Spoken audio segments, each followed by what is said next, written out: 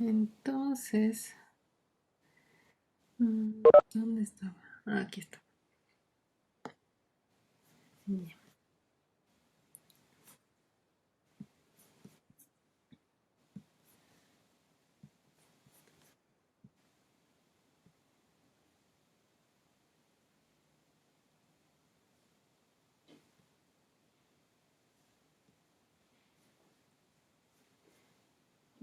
Entonces estábamos ahí.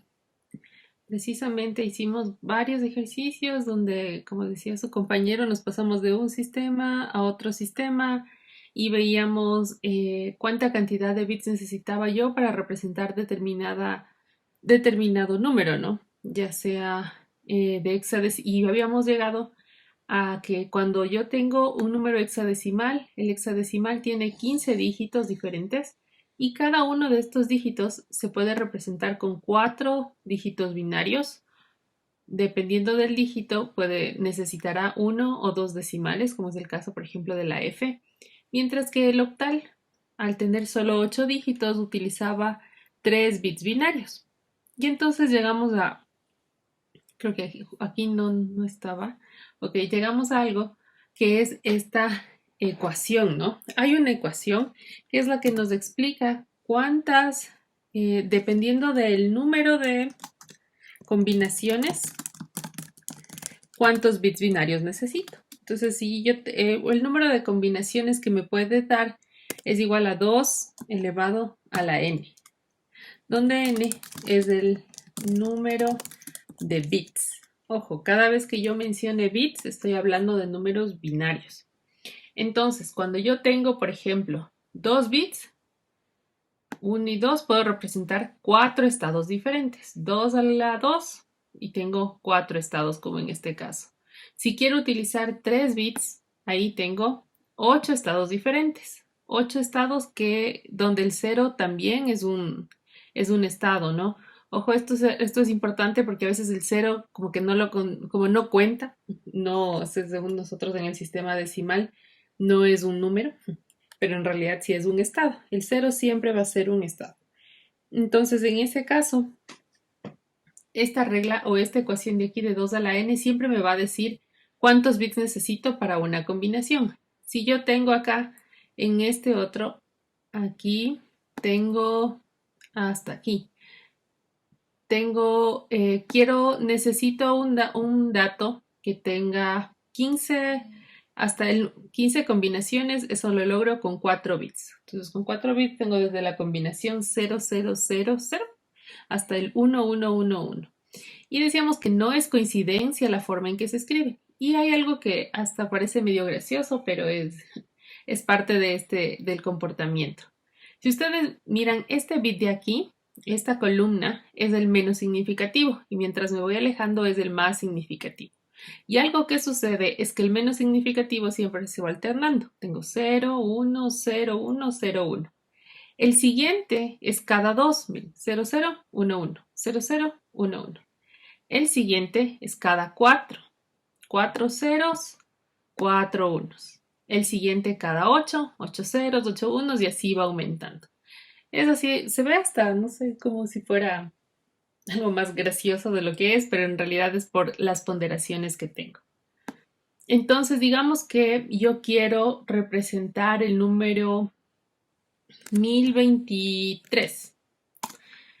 Digo, quiero representar el número 1023. ¿Cuántos bits tengo o cuántos bits necesito para representar el número 1023?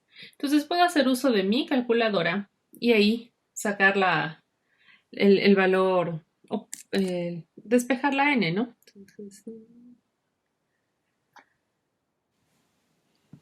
Entonces diría yo que 1023 es igual a 2 a la n, donde n es el número de bits si quiero. ¿Qué valor de n? ¿Cuántos bits necesito para representar el 1023?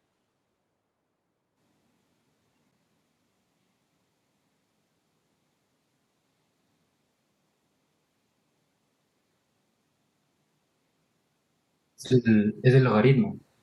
El Ajá, es el logaritmo es, logaritmo. ¿Qué número les es, da ahí? mi calculadora se dañó ya. Qué salado. Ok, ¿alguien más que tenga una calculadora?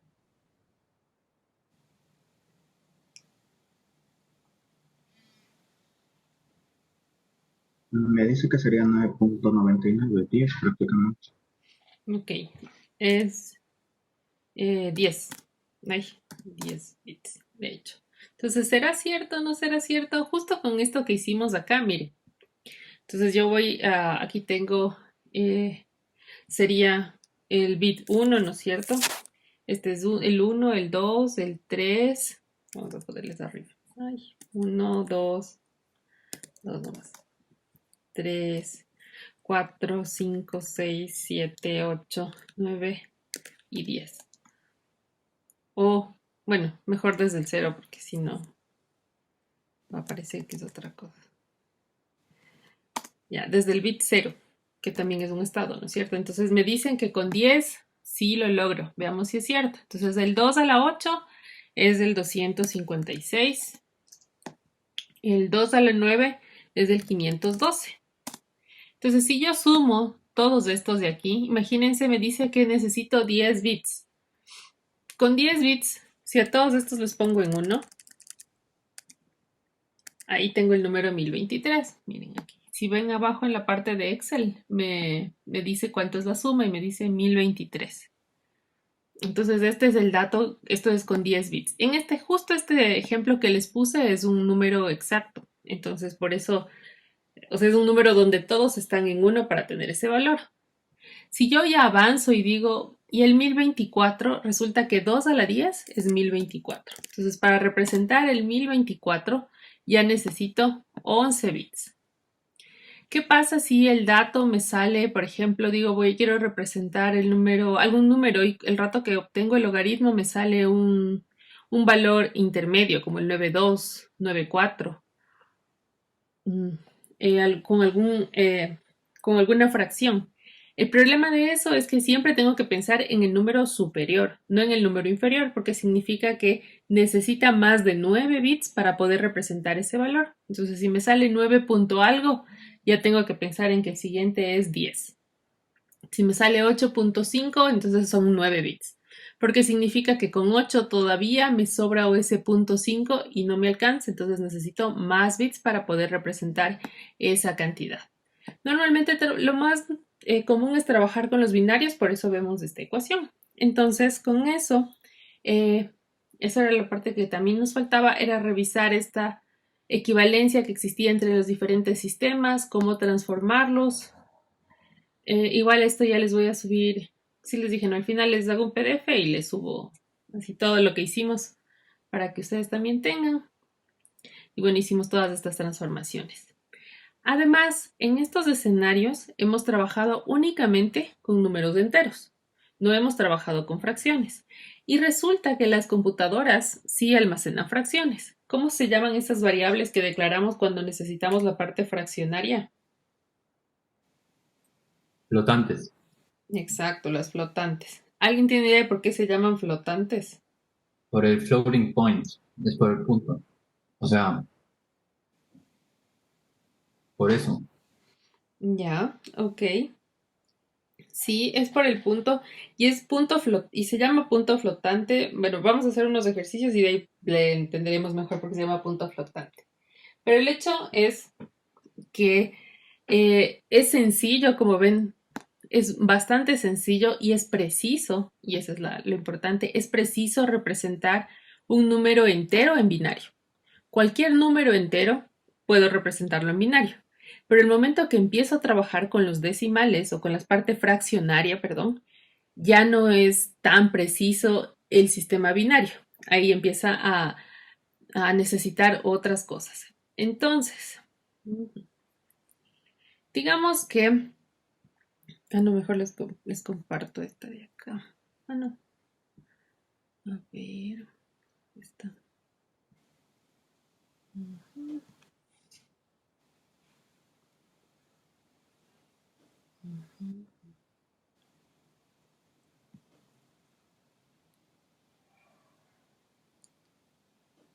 Ok, ya. Entonces estábamos trabajando con estas hojitas porque son parte de la información que les había puesto en línea. Esto ya hicimos, ya, esta ecuación de aquí.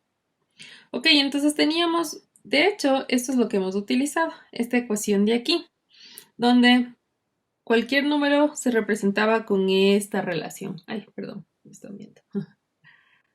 Ya, con esta relación de aquí, esta que está en verde.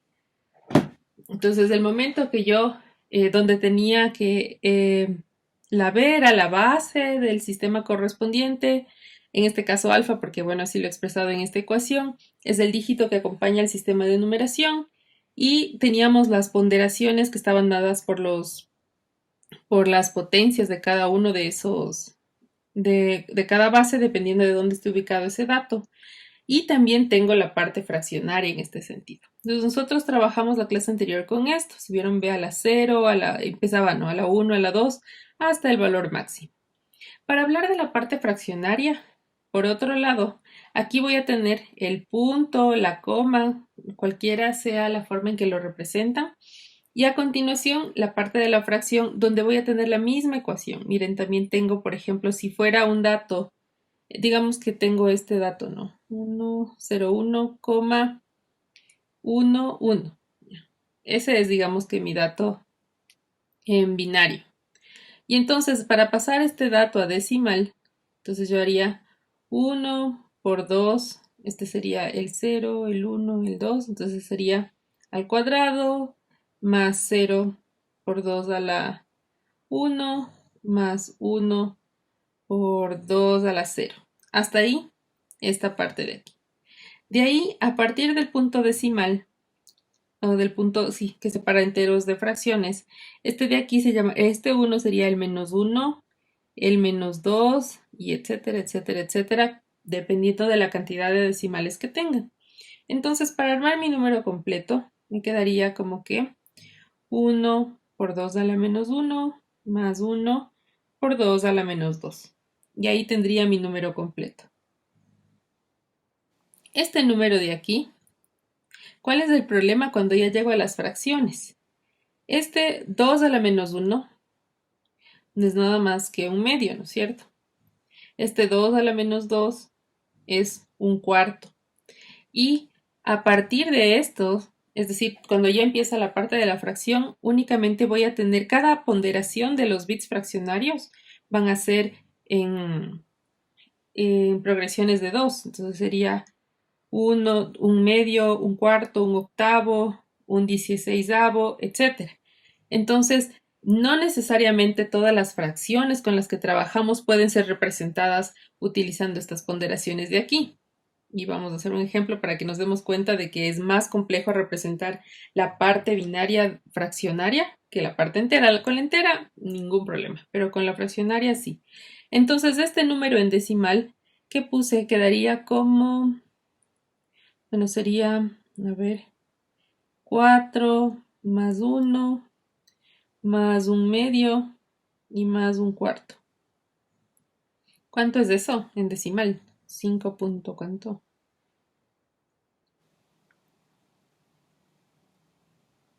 725, 5.725, o estoy mal. Me falló mi cabeza. 5.75. Ah, ya, cierto, cierto, cierto. Ahí algo más sumé. Ok. Entonces, el número que aquí tengo en binario se representaría en decimal, o el equivalente en decimal sería este valor de aquí. Y así como que, facilito. Pero démonos cuenta, ¿no? Digamos que yo no quiero representar, ahora vamos a ir de decimal a binario. Digamos que mi número decimal no es 5,75. Como vemos, 5,75 fue rapidito de una, porque utiliza un medio y un cuarto dentro de la parte fraccionaria. Voy a pensar que este número es un poquito más pequeño. 5.7. Uno diría, pero ahí es parecido. Entonces veamos cómo funciona en ese caso. Cuando yo tengo un número decimal, para pasarle de binario a decimal, lo que utilicé fue multiplicaciones y sumas, ¿no es cierto? Pero cuando yo tenía un número de decimal a cualquier otra base, lo que hacía era hacer divisiones. trabajo con divisiones para la parte entera. Entonces con el 5 que ya habíamos hecho, ¿no? Entonces decíamos 5 dividido para 2, a 2 me sobra 1. 2 dividido para 2 a 1, 0. Y aquí tengo, ¿no es cierto? 1, 0, 1. Como ya estaba la parte 5. Entonces se trabaja por separado la parte entera y por otro lado la parte decimal. Para la parte decimal vamos a utilizar otro proceso. Y este consiste en separar únicamente la parte decimal, que sería el 0,7. Y a este 0,7 no dividirle, sino multiplicarle por la base 2.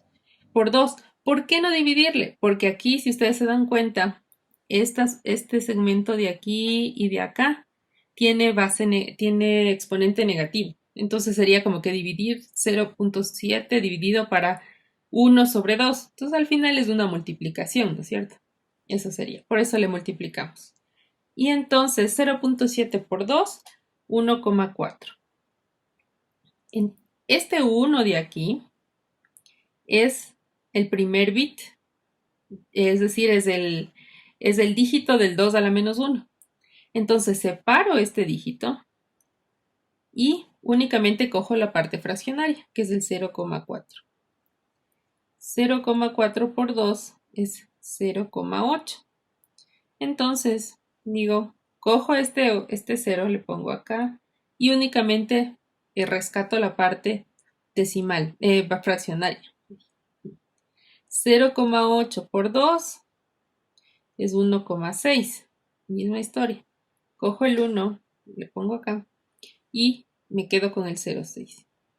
0,6 por 2 y realmente este proceso podría ser eterno. No, no estoy segura. Creo que ahorita sí, tal vez si llegamos a un punto donde esta parte de aquí se haga totalmente cero. Pero si no se hace cero, puede tener un montón, puede ser eterno este proceso.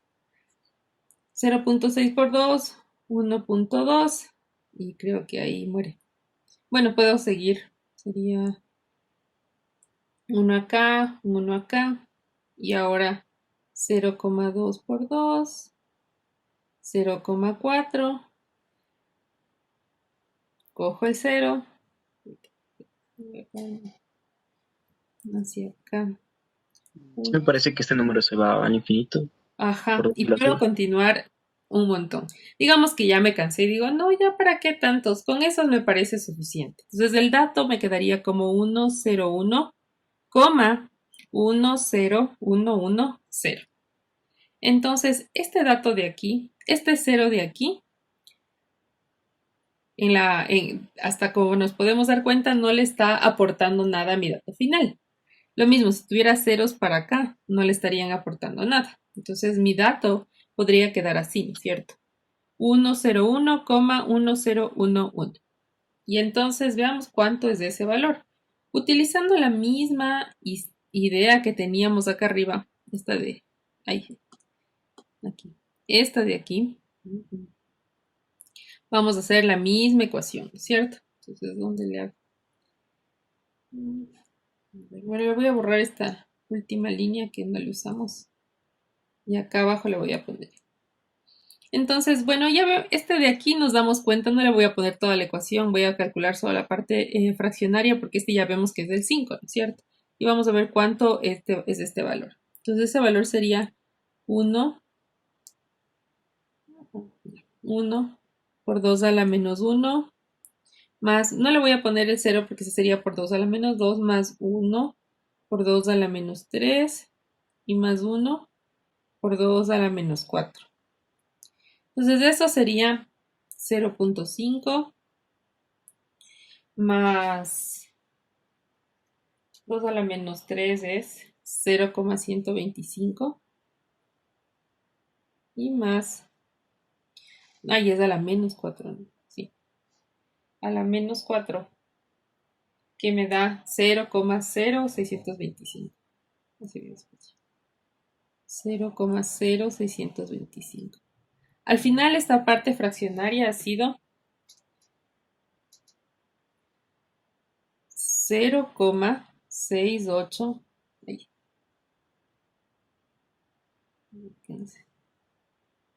0,68775. ¿Ok? Entonces, mi dato original, el que yo transformé originalmente, era 5,7. Pero después de hacer esta transformación, el dato que yo obtengo es 6,875. ¿Sí? Entonces, cuando hablamos de decimales, de fracciones, el problema es ese, que puedo necesitar un montón de bits para representar este dato. Hay datos exactos como el de hace rato, pero este de aquí no es tan exacto. ¿Alguien creo que tenía una pregunta? Y, Inge, una pregunta. ¿Por qué se multiplicaba por 2? Es Ya. la base, es Eh, como dividir para un medio. Por eso multiplicamos por exacto. 2. Ujú. Porque el Ya, proceso siempre es el número decimal dividido para la base, ya. tantas veces como sea posible. Pero en este caso, como le dividiríamos, y hay que considerar que cada uno de estos tiene su ponderación y es a la -1, -2, al final estás multiplicando. Porque es dividir para un medio es multiplicar por 2. Por eso nada más. Dígame. Profe, y justamente estos valores que van atrás de la coma tienen igual como que una nomenclatura, como decía, el bit más significativo y el bit menos significativo. O sea, ¿también tienen algo así o no? O sea, a partir del punto hay que considerar más bien cuál es la ponderación. Entonces, a partir del punto, ¿dónde está el punto? Ah, ya, aquí. Tú empiezas a tener -1, -2, el siguiente será el -3, así. Siempre de uno en uno, ¿no? Ajá. O sea, sería 2 a la -1, como vemos aquí, ¿no?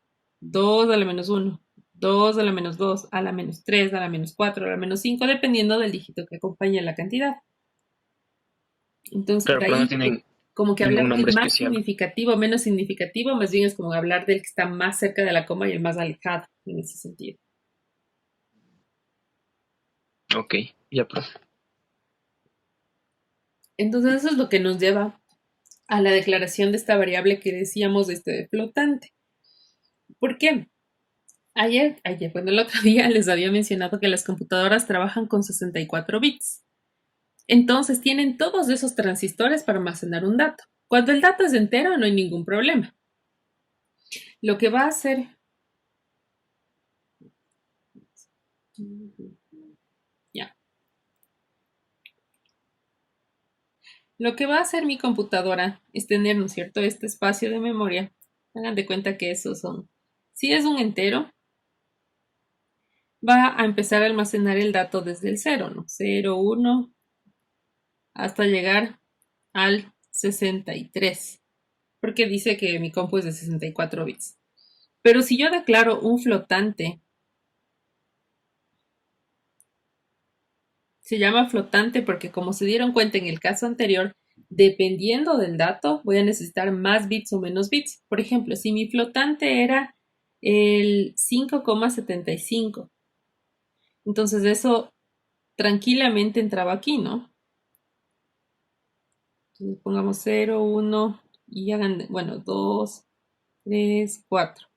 Entonces significa que el punto, el que separa enteros de fracciones, se va moviendo. Entonces, si es el 0, el 5,75, tengo 1, 1, 1, 0, 1. Pero si ahora lo que yo quiero representar es el 5,7, ya vieron que con los bits que utilizamos no salía diferente. Entonces ahí más bien era, creo que era 1, 1, 0, 1. Aquí recién venía la coma y ahora sí viene el 5.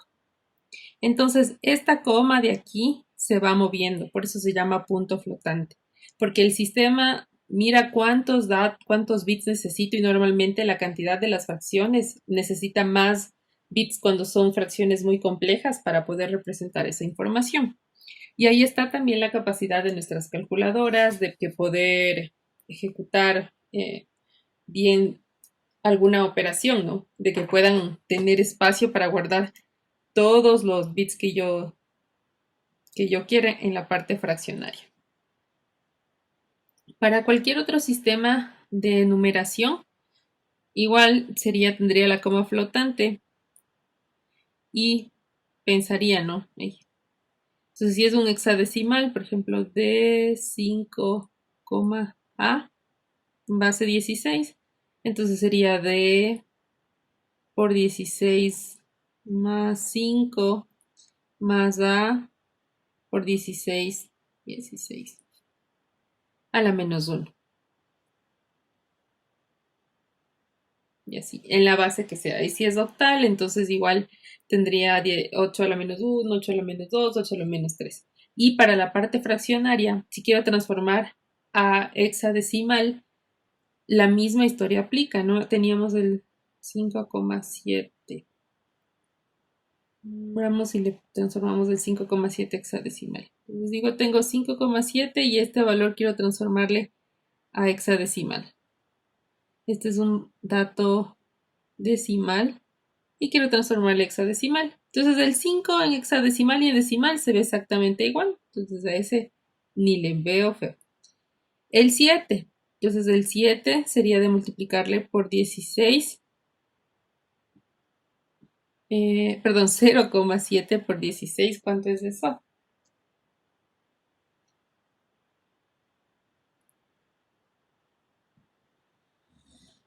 Que no se le haya dañado el cálculo. 11,2. Ok, 11,2. Eso quiere decir, ¿cuál era el símbolo del 11 en decimal en hexadecimal? ¿Qué letra le corresponde? Ah, La B. La A es el 10. B. cierto, perdón. Entonces tengo la B y cojo el 0,2. 0,2 por 16 me sale 32. Entonces ahora va un 3 y me queda el 0,2. Y si se dan cuenta qué es lo que pasa en este sistema, si me queda este 0,2, voy a seguir haciendo este proceso infinitamente, ¿no? Otra vez puedo coger un 3 y me queda un 0,2 y así. Entonces justo este valor representado en hexadecimal tendría un montón de 13 y jamás llegaría al valor exacto, me quedaría. Entonces yo podría decir, ya con estos es suficiente, porque me doy cuenta que el 3 sale periódico. Entonces digo, voy a solo coger así. Y entonces hago el cálculo. Entonces me quedaría 5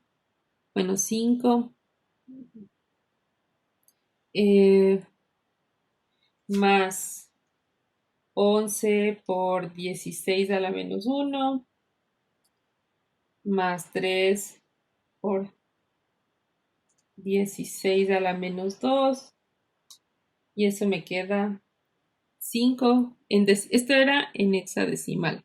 En decimal, si yo transformo este a decimal, me queda 5,699. Y entonces así, ¿qué pasa si digo, pero yo quiero utilizar más 3? Porque el 3 era como periódico. Escojo y por 16 a la menos 3. Y me va a ir, de hecho me puede ir sumando, pero me va a, pero puede ser que me pase. Entonces, o me va a ir añadiendo un poquito más de decimales de aquí que pueden ser o no importantes para la cantidad.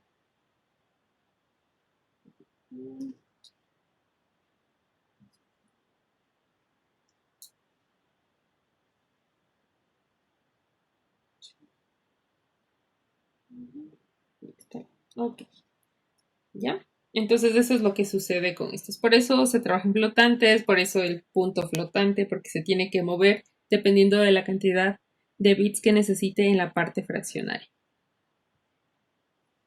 Ok, entonces eso era lo que creo que nos faltaba ver de esta parte, que como ven es complejo.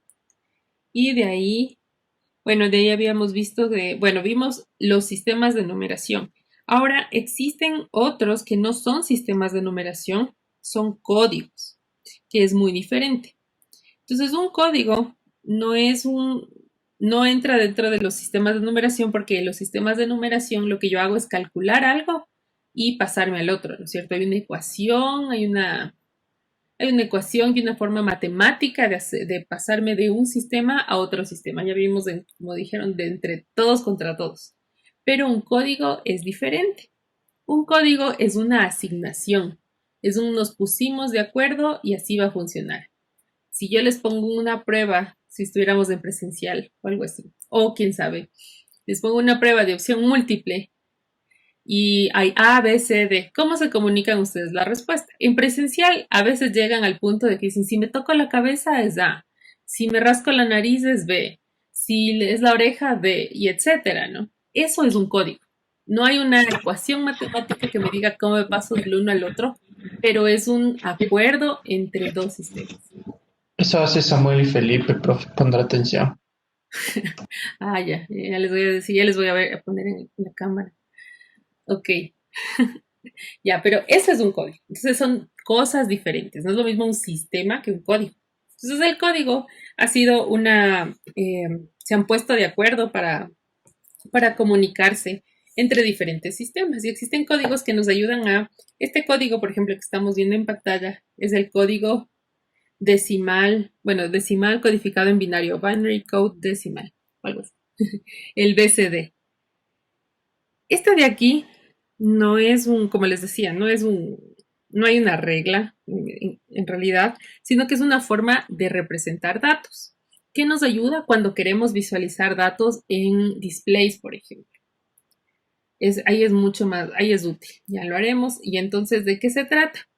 También utiliza ceros y unos, pero lo que hace es utilizar 4 bits para representar un dato decimal. Miren, ustedes en esta tabla podemos ver que para el 0, cuando vemos la parte de binario natural y BCD, podemos ver que se parecen hasta el 9, ¿no? Son exactamente iguales. Para representar el 9 yo necesito 4 bits. Si quisiera representar el 10 en binario natural, sería 1, 0, 1, 0. Pero eso no me sirve en realidad cuando quiero ver en displays. Cuando yo quiero ver en displays, quiero que un display, por ejemplo, me muestre el 0 y el otro me muestre el 1. Si es del 11, 1, 1, 1, 2. Entonces, en medio de eso, este código BCD lo que hace es utilizar otra forma para representar el mismo dato.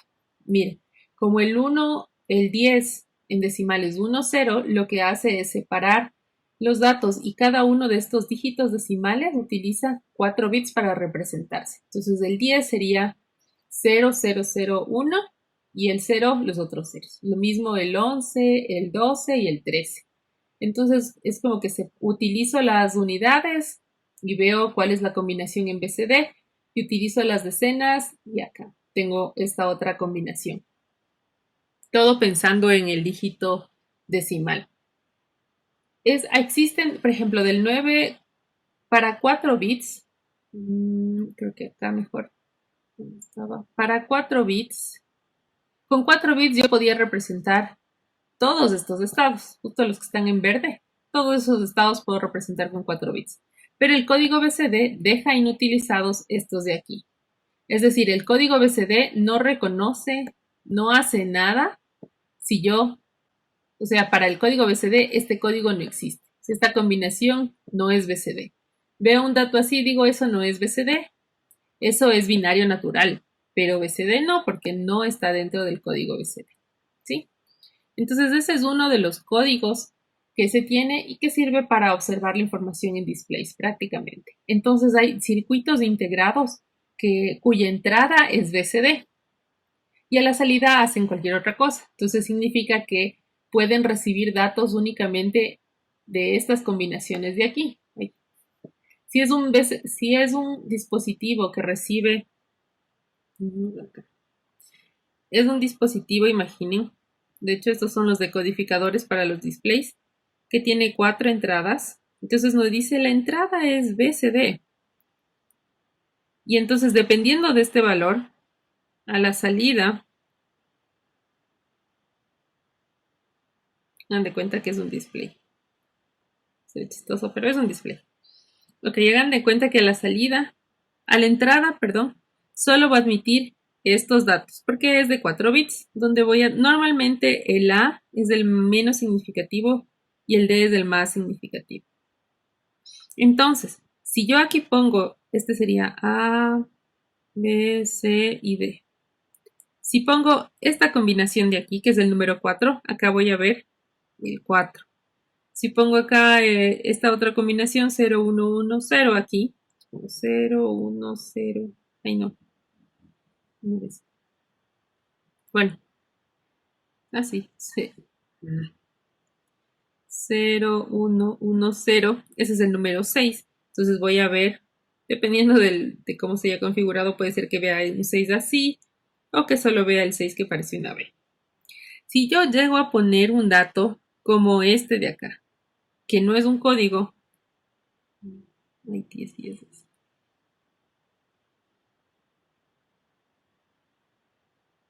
Si yo voy a poner este código, aquí no me va a aparecer ningún número.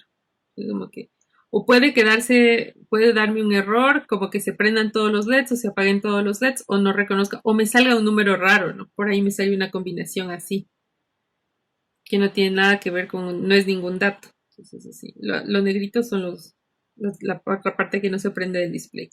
Podría ser, ¿por qué? Porque no reconoce. Este dato de aquí no es BCD. Entonces, no forma parte del código BCD. El BCD tiene esa aplicación. Es uno de los códigos. Existen otros códigos como el código de Gray, pero creo que mejor vemos el otro código que es el... ya. Y bueno, cuando veamos un binario, normalmente es el binario natural. Y cualquier otro ceros y unos como este BCD es BCD, pero este de aquí es binario natural. El código Gray creo que mejor no lo revisamos, no es tan interesante. Más bien el código ASCII, ese de ahí el que les quería mostrar. Entonces el ASCII también es un código, no es un sistema de numeración. No hay una fórmula para pasarme de un lado al otro lado. Les busco el código ASCII. Y si ustedes ponen ASCII en internet, les puede salir un montón de cosas. Y entonces hay que buscar cuál es el avalado, porque si no, hay diferentes interpretaciones. Vamos con este de aquí, a ver si está completo.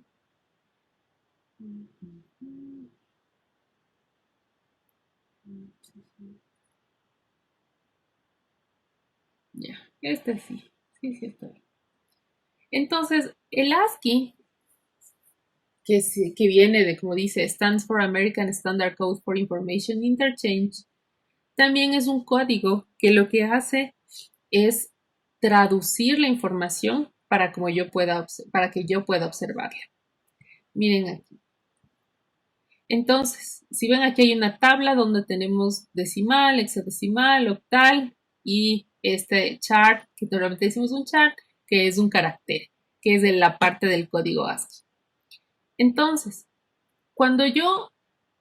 normalmente cuando yo me comunico entre dos dispositivos, recuerden que la unidad donde almacenan los dispositivos de información son transistores. Eso quiere decir que al final lo que yo tengo, si leo la información de estos transistores, son una cantidad de ceros y unos. El transistor no sabe, él no conoce esto es binario, esto es hexadecimal, sabe que tiene ceros y unos. Eso es lo que le interesa al transistor. Ahora, cuando yo tengo una variable que se declara como carácter, lo que hace esto es que si lee, justo aquí no hay binario, pero con el hexadecimal nos podemos ayudar, que si lee que tiene esta cantidad, es decir, 4 ceros y un 1, dice, a ver, recupera la información de estos transistores. Estos transistores el quinto transistor venía con un 1 y todos los siguientes 4 transistores venían con un 0. ¿Qué tipo de variable dice que es? Bueno, este no, porque no tiene un número. Mejor una que tenga este de acá. Este se ve mejor. No, esta que es clásica, la del 64. Entonces, si yo leo la información de los transistores y digo, esa información es decimal, voy a leer un 64. Si leo, esa información es hexadecimal, voy a leer un 40. Si le digo, esa información de ahí está almacenada en octal, voy a recuperar este dato. Y si digo, no, ese es un carácter que viene del código ASCII, voy a leer una arroba. Eso es lo que hace. Pero en ningún momento ha cambiado la información que tienen los transistores. Lo que cambia es cómo el dispositivo que recupera esa información traduce eso y en qué lenguaje está. Entonces es como cuando vemos una palabra y decimos cómo se pronunciará, en qué idioma está. Está en inglés, está en español y digo, entonces se dice así o se dice de esta otra manera. Es la misma historia. Esto de los códigos simplemente es cómo el receptor o cómo el que está trabajando con estas variables interpreta la información. Pero internamente todos estos tienen la misma información para los transistores que están ahí, son igualitos. No ha cambiado nada.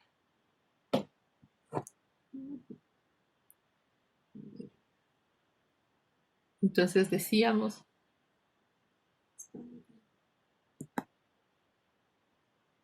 ahí, párale. Entonces decía, ¿no?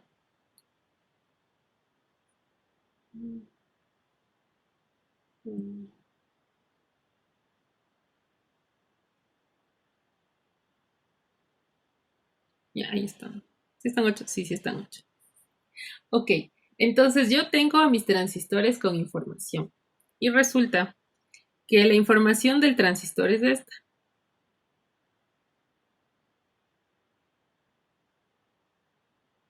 Eso es lo que está almacenado en mis transistores.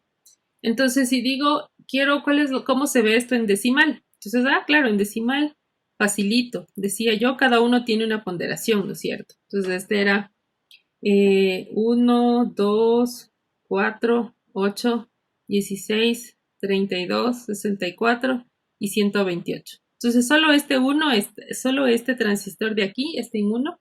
Entonces, en decimal es 64. Listo.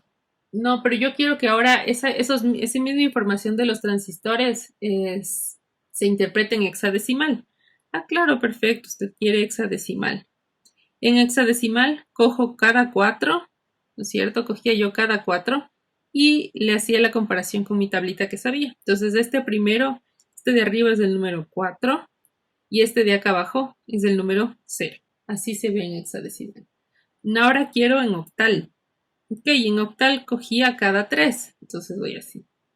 Entonces 0, 0 y este valor de aquí, 1. Listo, está en octal. Este en hexadecimal, este es decimal. No, mejor ni le pongo. Ahí, decimal.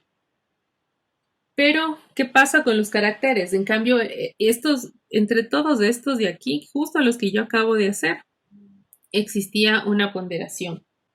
Existía una forma de transformar del uno al otro. Pero en cambio el código ASCII, que es donde la columna que dice carácter, es una codificación de ya quedamos de acuerdo, de que si recupero esta información de aquí de los transistores, cuando recupere esa, entonces en ASCII, este dato en cambio es arroba.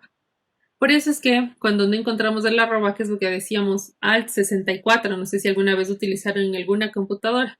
Si no encuentro el arroba, ¿qué hago? Alt 64. Entonces el alt lo que hace es eso, recuperar la información ASCII de esta tablita de acá. El código ASCII, los caracteres, está. Bueno, en un inicio, la idea del código ASCII era transmitir números y el alfabeto. Entonces, dentro de los números, obviamente voy a tener, o sea, los caracteres que utilizamos, ¿no? Por eso en realidad utilizamos la variable como carácter. Entonces teníamos del 0 al 9, luego las mayúsculas y las minúsculas, y entonces en medio de eso creo que el abecedario son como 26 o 27 letras. Digamos que 26. Mayúsculas más 26 minúsculas y más los 10 números, ¿no es cierto? Son 62 caracteres.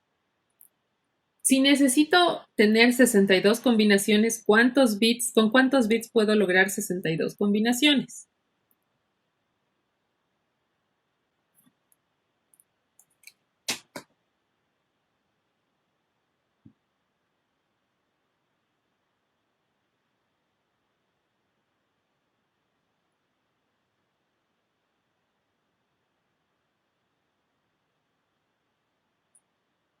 No todos al mismo tiempo.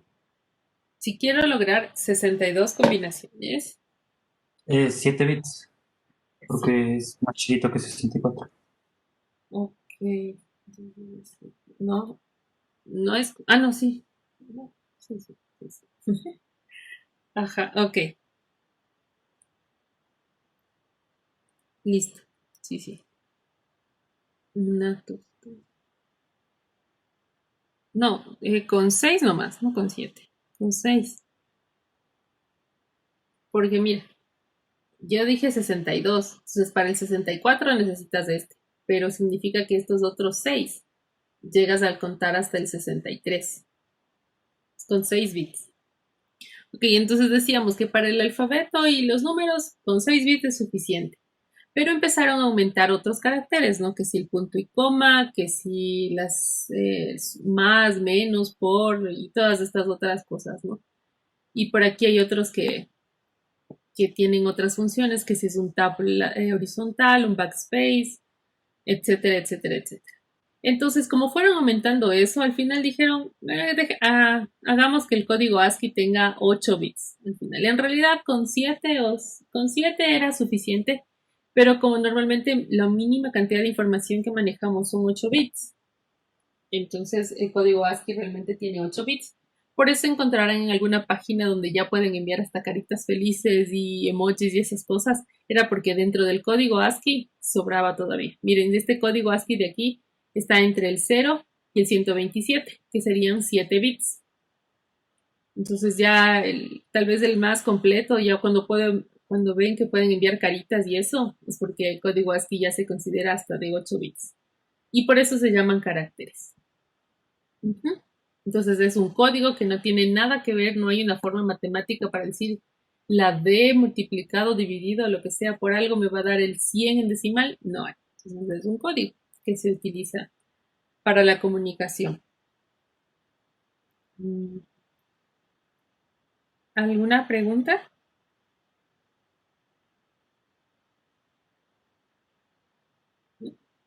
Bueno, entonces esto, ¿por qué es importante conocer?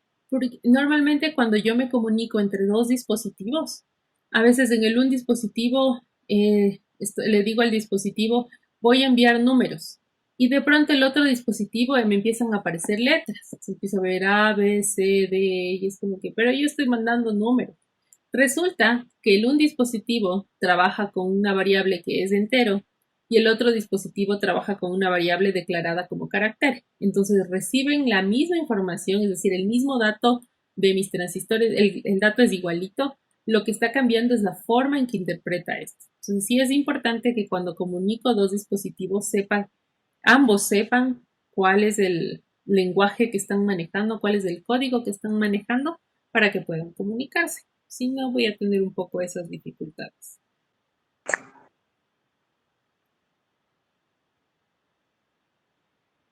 ¿Algo más por ahí? Creo que ya con eso. Sí. Ok. Listo. Entonces, con eso, esta semana hemos visto cómo transformar, cómo funcionan los sistemas digitales, cuál es el lenguaje que utilizan, que es el sistema binario, y los otros lenguajes que son realmente nos ayudan a nosotros a visualizar de forma más sencilla la información. Y los códigos como el código BCD y el código ASCII, que fueron acuerdos para el uno nos servía para la visualización de datos en un display y el otro para la comunicación en realidad entre computadoras, para el envío de caracteres entre dispositivos, ¿no? No solo entre computadoras. Arduino también maneja esta parte de yo declaro caracteres, todo eso, y aparecen letras y esas cosas, ¿sí? Y que los dispositivos, bueno, los sistemas mínimo trabajan con 8 bits. De ahí pueden trabajar con 16, 32, 64 como nuestras computadoras. Listo. Pues la próxima semana ya haremos más ejercicios al respecto de esto y seguiremos avanzando más bien ya y ver cómo hacen operaciones con estos datos. Es decir, mi computadora o mi calculadora, cómo lo logra cuando yo le meto esas cantidades gigantescas. ¿Qué hace internamente? Una potenciación, una suma, una resta, ¿cómo lo resuelve? Y entonces ahora sí vamos a trabajar, les voy a mostrar un poco la parte del simulador.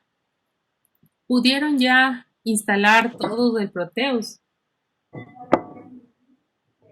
Alce la manito quien ya instaló el Proteus en su computadora. Ok. Ya.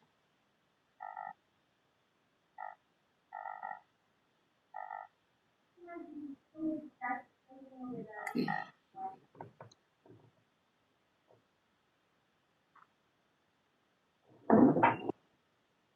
Ok, listo. Bueno, la mayoría ya lo logró, o la mayoría seguramente ya lo tenía. Entonces, vamos a ver si es- ok, voy a cerrar esto. Sí, sí, sí, sí.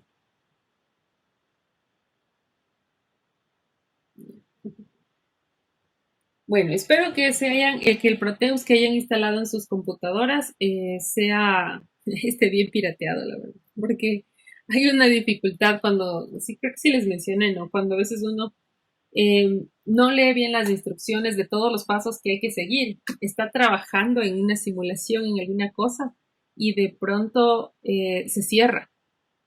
Entonces, la recomendación es que cuando abran un nuevo proyecto, lo primero que hagan sea guardarle con un nombre, pueda yo identificarlo más adelante y grabar constantemente, ¿no? Si se lo piratearon bien, no van a tener problema de se cerró en la mitad y ya estaba a punto de funcionar, porque es bien triste es esto.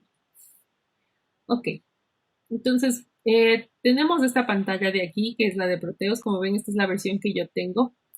Y en Open Project, no, perdón, en New Project vamos a abrir un proyecto nuevo y le pueden poner el nombre que ustedes quieran. Entonces, le vamos a poner, vamos a pensar, voy a ponerle entradas y salidas.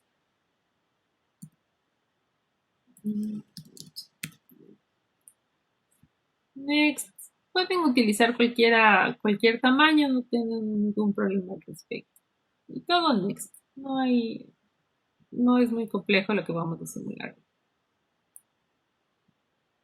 Y entonces les va a aparecer esta pantalla de aquí, este espacio de trabajo. Y este espacio de trabajo, como ven, se visualiza en la parte de la izquierda. También se ve en pequeñito. Las cosas que simularemos a veces pueden ser más grandes que lo que está el espacio de trabajo, pero no hay ningún problema con eso. Y entonces, ahora precisamente que estábamos hablando de unos y ceros, hay que entender que los sistemas digitales, cuando nos referimos a estos unos y a estos ceros, trabajan con voltajes definidos.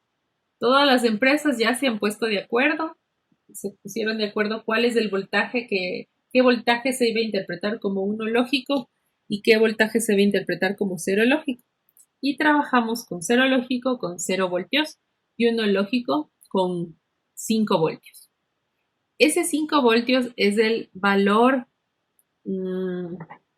óptimo, pero sí existe un rango que diga tal vez a partir de 4.5 voltios, sí entiende como un uno lógico, y bajo ese voltaje puede ser que no entienda como un uno lógico. De hecho,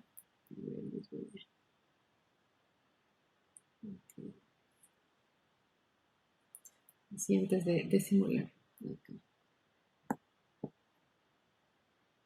De hecho, es decir, nosotros tenemos nuestros voltajes y vamos a tener dos rangos. Un rango, todo este de aquí, que le reconozca como un cero lógico, y un rango hacia acá, todo este, que le reconozca como un uno lógico. Entonces voy a tener, aquí es algo que se van a ver en las hojas de datos,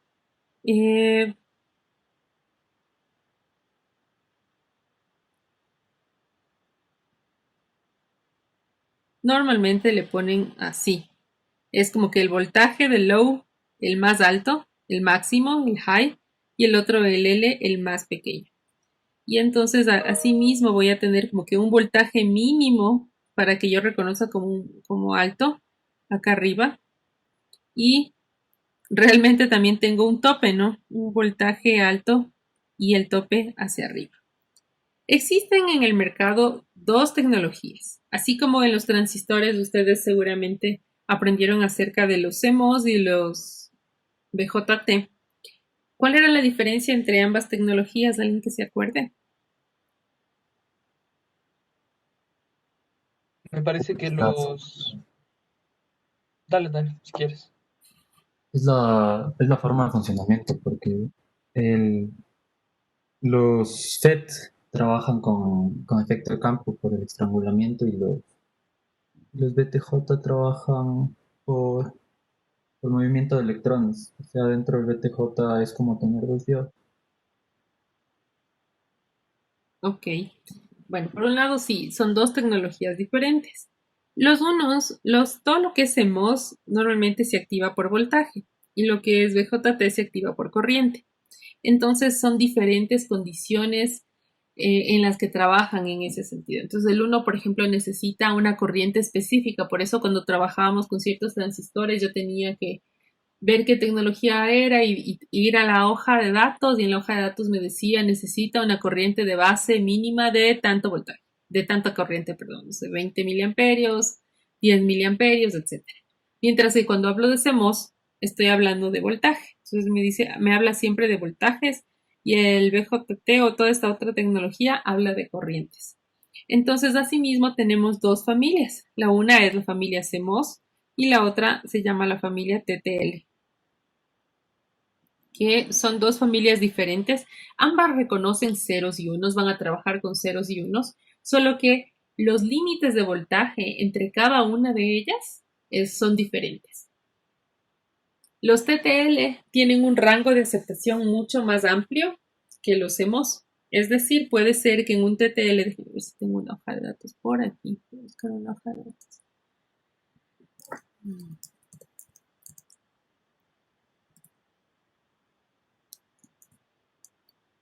A ver.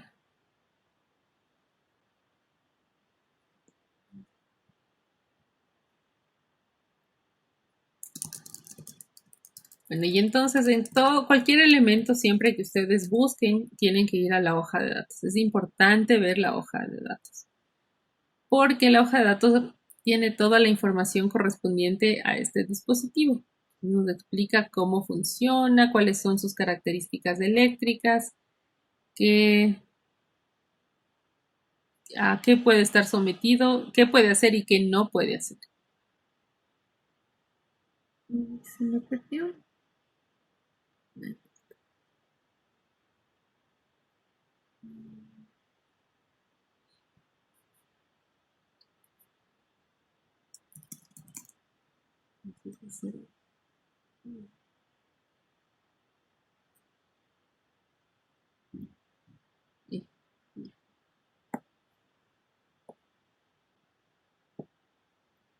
Ok, entonces aquí tengo una hoja de datos.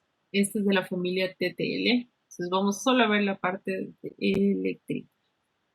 Hojita. Mire. Ok.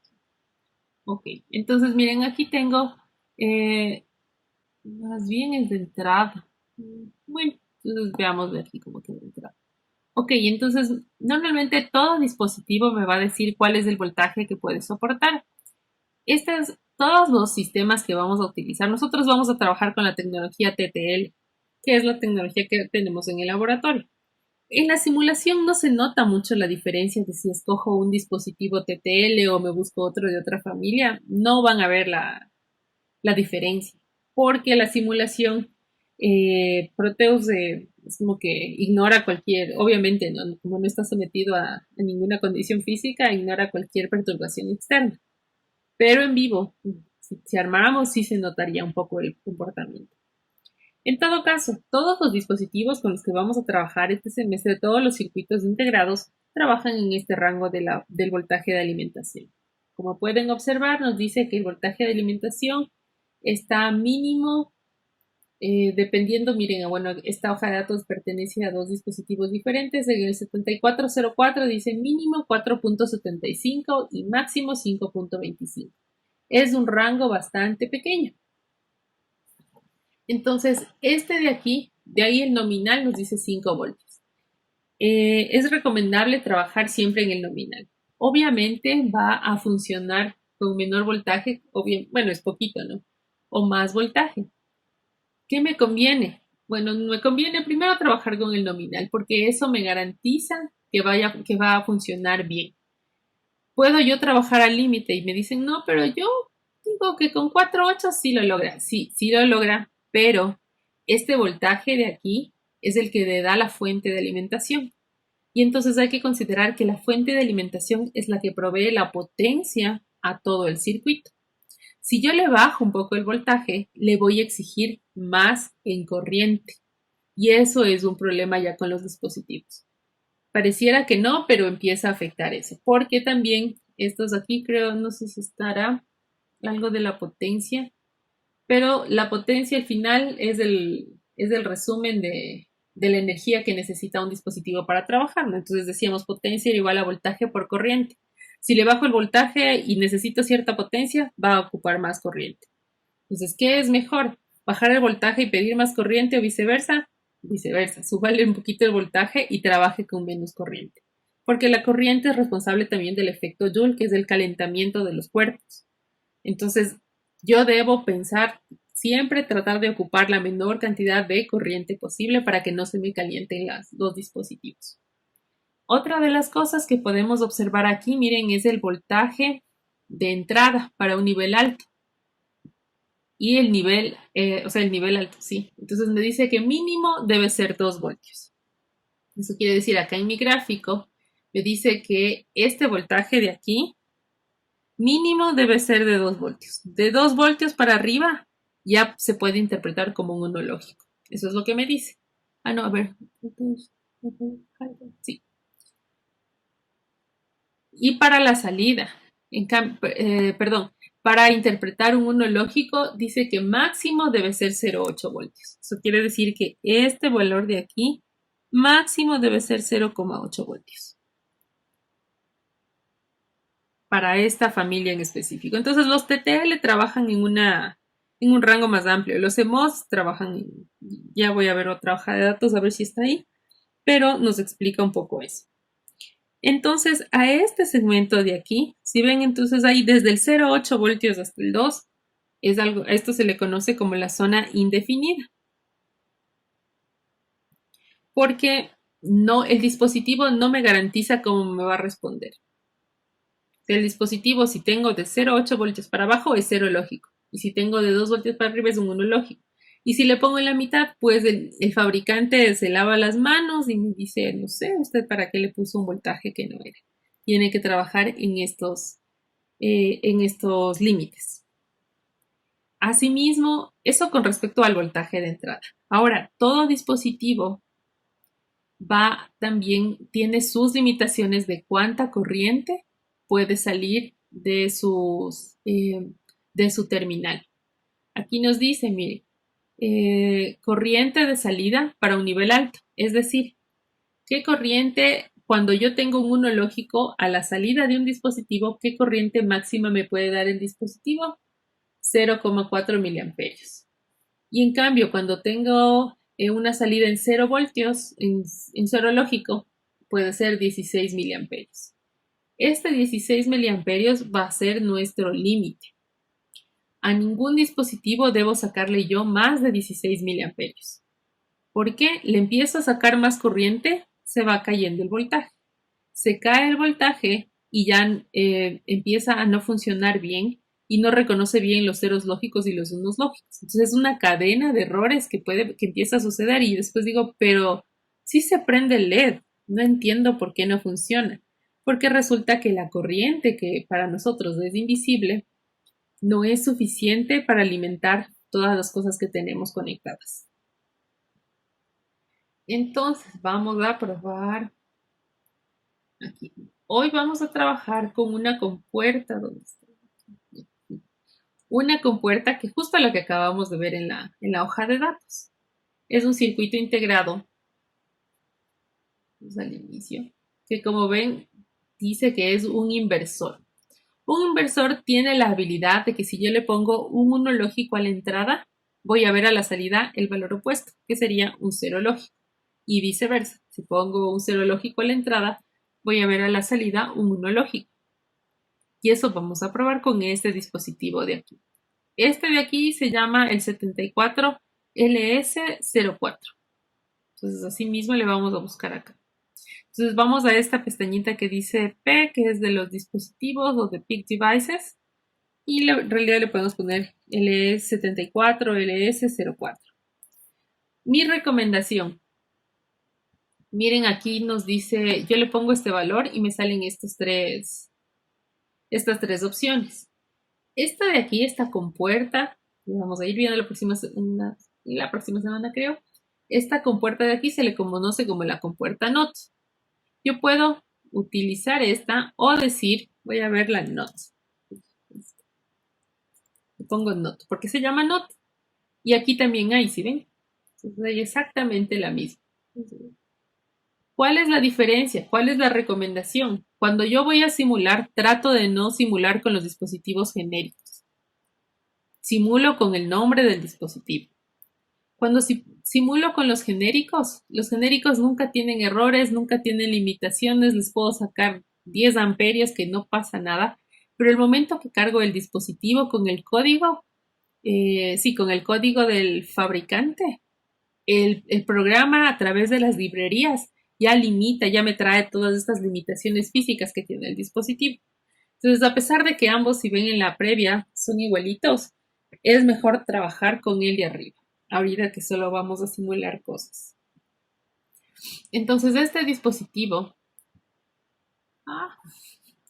y se fue... Ya. Una pregunta, no entendí en dónde se encuentra el dispositivo no genérico. Igual en la misma parte, cuando tú pones Pick Devices, aquí le puedes poner el código del dispositivo o el nombre. Entonces, si le pongo porque es una NOT, mira, me aparecen todas las opciones. Mira, y esta es la genérica, porque no tiene ningún número descriptivo de su parte, solo dice es una NOT. La librería está en Active porque se puede simular, pero no tiene ningún código. Entonces le doy doble clic y se van añadiendo acá. Gracias, Inge. De nada. Entonces voy a hacer más grande. Yo soy bien cegatona, así que siempre les pongo las cosas así súper grandes. Ok, entonces tengo este dispositivo. Ahora, hay otras formas de como decíamos, ¿no? Puedo ponerle, el 1 lógico le entiende, decía, a partir de 2 voltios.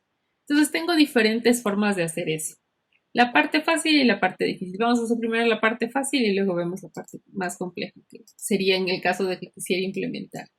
Ok, entonces existen dos cosas del 1 que se llama el logic state. Este es un genérico, por ejemplo, que para probar si funciona, digo, ya con esto pruebo, sí, listo. Pero en la vida real no voy y compro un logic state, ¿no? Tengo que armarme yo este dispositivo. Entonces tengo un logic state y el otro se llama el logic proof. Voy a ponerle el big para que se vea más grande. Y ya. Ok. Entonces este logic state es un dispositivo que me permite simular un 1 lógico y un 0 lógico. Como ven, va cambiando de estado. Eso es lo que hace. Y le voy a poner... Y el logic proof, en cambio, es como un dispositivo visual o un dispositivo visual que me va a mostrar si hay 0 lógico o 1 lógico. Ahorita que está así, no lo hemos simulado, todavía no empieza la simulación, está en un estado desconocido. Entonces, esta compuerta de aquí tiene la función, como les decía, de negar lo que sucede a la entrada. Tiene una entrada y una salida. Cada vez que vean una bolita, significa que se niega la información adicional a la entrada. Si antes hay un 0, acá le pone un 1. Cada vez que vean una bolita, eso es lo que hace. De la bolita hacia la izquierda, es como que le niega todo lo que pasó antes y aquí le dice lo opuesto. Entonces le voy a simular y le pongo abajo play. Entonces, cuando aquí tengo un 0, lo que hace esta compuerta es ponerme un 1 y viceversa. 1, 0, 0, 1. Dígame. Inge, me perdí. ¿Dónde sacó la cosita azul? Ya. Bueno, el 0 que está ahí. Eso me perdí ahí. Ok, ese se llama Logic State. Igual lo buscas con la P aquí en Pick Devices. Antes de eso, miren que en la parte de la izquierda tienen varios controles. Para elegir los elementos tienen que darle clic en esta compuerta amarilla que dice Component Mode. Porque si estoy en otro lado, estos de aquí me devuelve otra información. Entonces traten de trabajar aquí. Cuando está en el amarillo y en la P. Y en donde dice keywords le pones el dispositivo que quieras buscar. Entonces se llama Logic State y Logic Proof. Gracias, Inge. De nada. Por ahí tengo otras dos manitos levantadas. José Daniel y Samuel. ¿Alguna pregunta? No, Inge, No, Inge, perdón, se quedó levantado del inicio que les preguntó. Ah, ya, no hay problema. No les duele el brazo. Se estaban dando de la mano, profe, yo les vi. Quiero. ¿Cómo? Se estaban dando la mano. Estaban ahí Ah, ya. como Es amiguitos. que ese es su código, ¿sí ven? Eso es un código. Ese es un código. Inge, ¿debemos realizar esto o ahorita ¿Cómo? solo es para ver? ¿Debemos realizar esto nosotros ahorita en nuestro Pues yo Proteus? preferiría que si pueden hacerlo, lo vayan haciendo para que ya tengan como que la muestra y luego no les toque buscar deshacer. Es para que vean que les está funcionando a ustedes también su programa. Ok, entonces ya. Entonces decíamos que para simular le ponemos el play de abajo que dice Run the Simulation. Simular estas cosas no es complejo, el programa tolera muy bien las simulaciones. El momento que empiezan a aparecer dispositivos con tiempo, ya Proteus empieza a toser un poco porque depende del procesador de mi computadora para simular cosas con el tiempo. Entonces ahí ya verán que a veces uno dice, pero debería pasar un segundo y para Proteus pasa más, precisamente porque el procesador no le deja resolverlo más rápido. ¿Okay? Entonces, miren, con esto, así para probar, facilito, ¿no es cierto? Ahí se nota clarito lo que está funcionando. En la vida real, ¿cómo conecto yo estas cosas? Ahora, entonces vamos a buscar otros dispositivos. El uno se va a llamar B y source, como un voltaje. Si ven aquí dice B source, que es un voltaje, es una fuente de voltaje DC. Con esta. Hay otras formas, pero esta vamos a utilizar. Le dan doble clic y ya se les debe ir añadiendo acá. Otro que vamos a utilizar va a ser el... que si hay un switch. Sí, debe haber.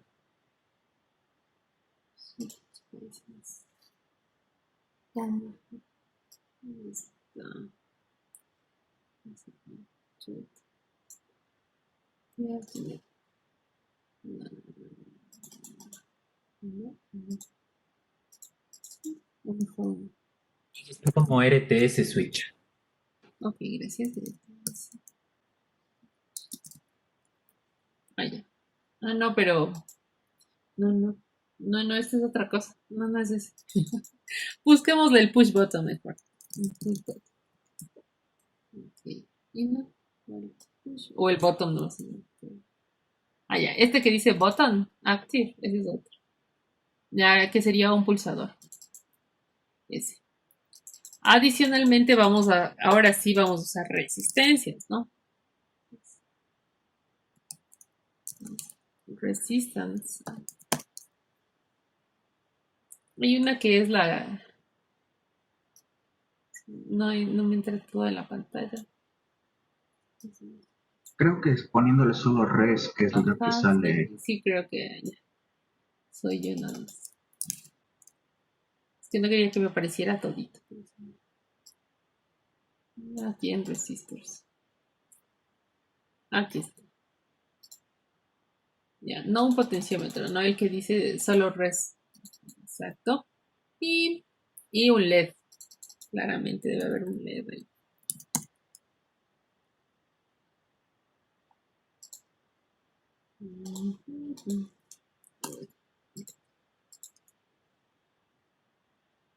Hay diferentes LEDs. Por Dios, no usen el azul, no se nota. Búsquense uno rojo, uno no sé verde, pero el azul cualquier cosa en azul no se ve tan bien. Como que no se prende tan bonito. Ok. Listo. Entonces ya tenemos eso. Entonces vamos a pensar en todas estas partes. Voy a borrar esto. No, mejor. Voy a hacerme otra vez. Entonces voy a poner abajo otra. ¿Ya? Y entonces, como les decía, el voltaje que debo utilizar de entrada que debe tener este dispositivo va a ser de 5 voltios, ¿no? Entonces voy a tener aquí 5 voltios.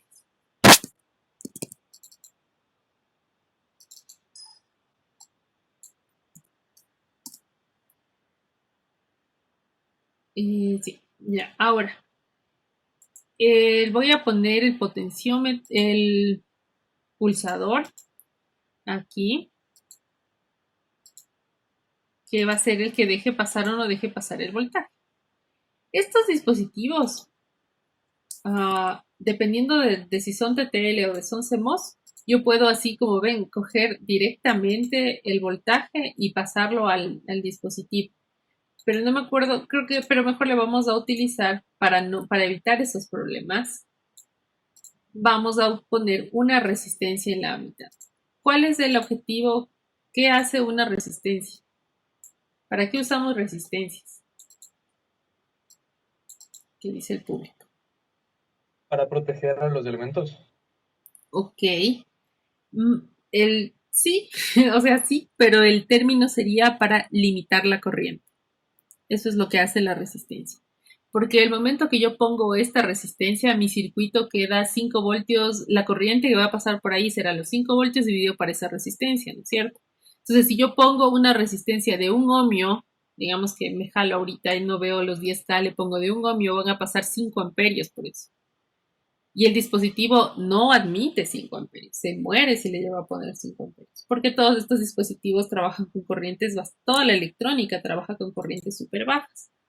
Creo que esa información no estaba aquí.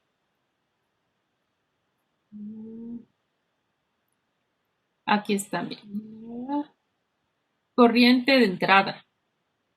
Está de aquí. De input, ¿no? Y input o output. Corriente de entrada me dice 1 miliamperio. Es suficiente que usted le ponga 1 miliamperio de entrada. Entonces, ¿cuánto debería valer esa resistencia? Para que por ahí circule 1 miliamperio.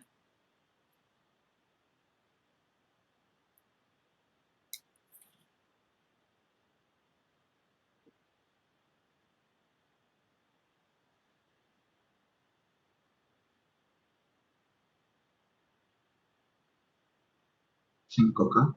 5K. Okay. Entonces, la recomendable sería 5K. ¿Le puede entrar un poquito más? La verdad que sí le puedo poner de 10K, no hay problema. Porque de hecho, esto nos decía máximo, ¿no? Entonces, si yo pongo la de 10K, significa que la corriente va a ser hasta más pequeña. Lo importante de esto es limitar que no llegue a pasar una corriente demasiado alta, por si la fuente llega a ser de esas fuentes que pueden liberar corriente que da gusto. Si yo utilizara un Arduino para alimentar estos circuitos, no tengo tanto ese problema porque en sí el Arduino no está diseñado para dar demasiada corriente. Da una corriente bastante baja. Entonces ya con eso, ¿qué le falta a ese circuito? Entonces ya tengo la entrada, ¿no es cierto? Ahora voy a poner la salida. Yo quiero ver qué pasa y comprobar este funcionamiento utilizando un LED. Entonces le puedo conectar de aquí directamente al LED.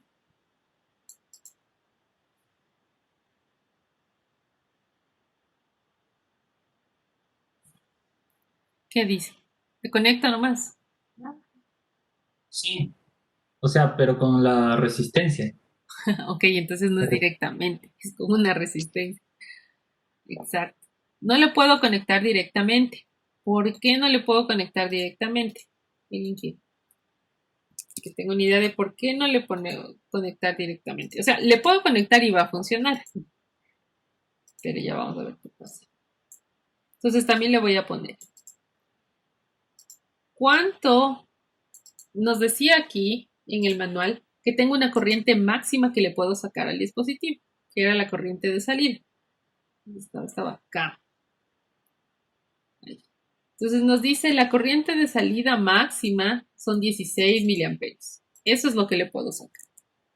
Entonces,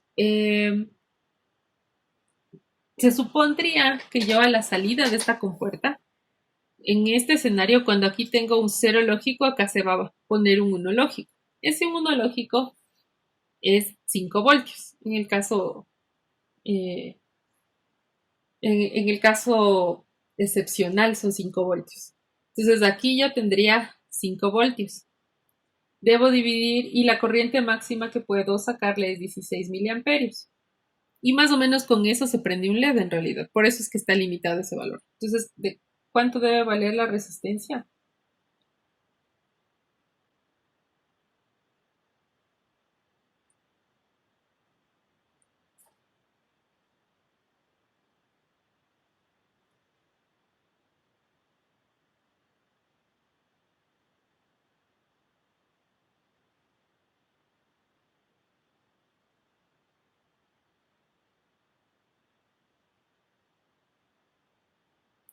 Y si aquí tengo 5 voltios y la corriente que puedo sacarle a este dispositivo es 16 miliamperios, ¿cuánto es el valor de esta resistencia?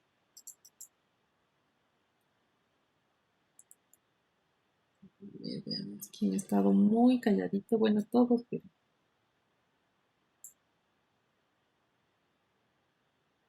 Voluntario, no.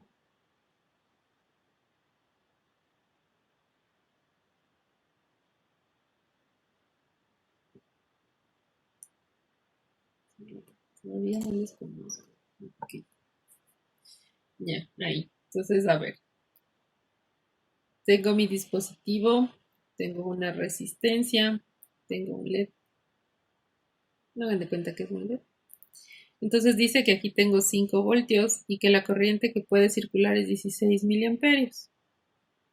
Eso sería que la resistencia sería el voltaje dividido por los 16 miliamperios. Más o menos, según mi calculadora, 312,5 ohms. Ese sería el valor. Ojo, no, estos 16 miliamperios es un máximo, por si acaso. No es un mini. Eso quiere decir que estos 312 ohmios serían, veamos, 5 dividido por... Ya. Sí, serían el valor mínimo que le puedo poner para sacarlo. Máximo, perdón. O sea, el más pequeño que le puedo poner.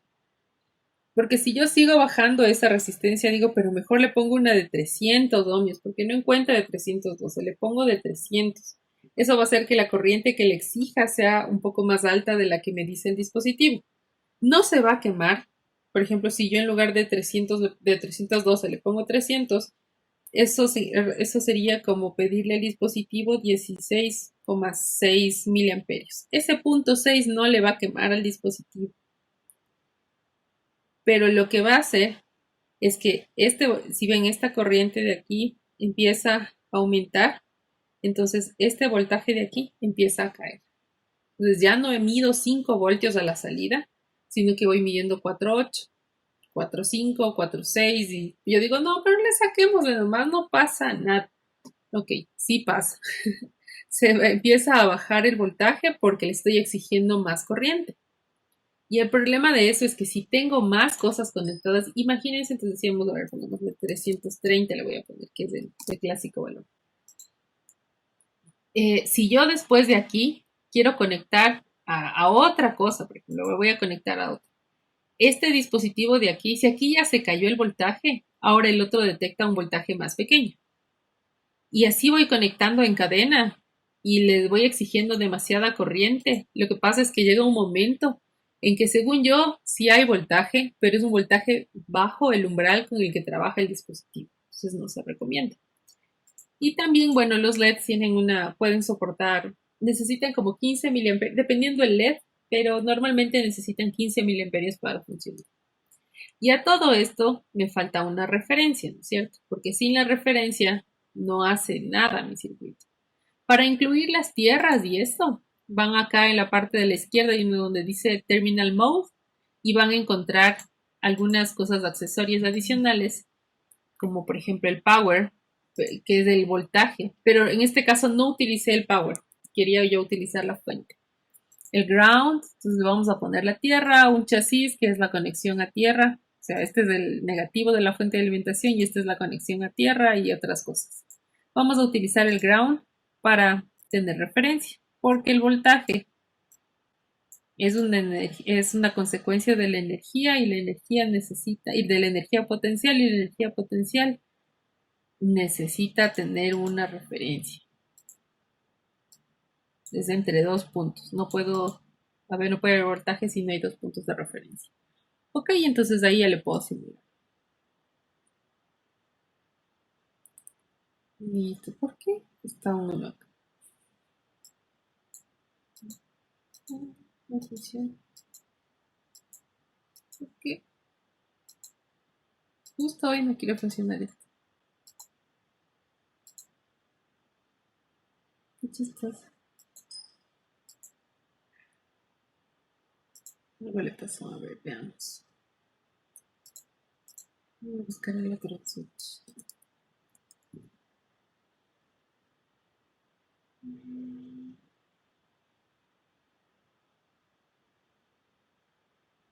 Este.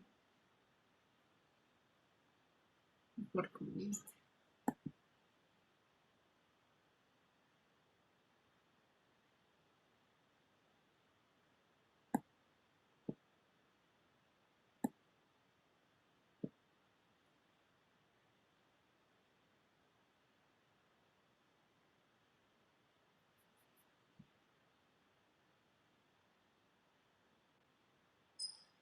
Qué raro son estos voltajes, ¿sí ven? No es así. ¿Qué voltaje? Me hizo quedar mal el programa.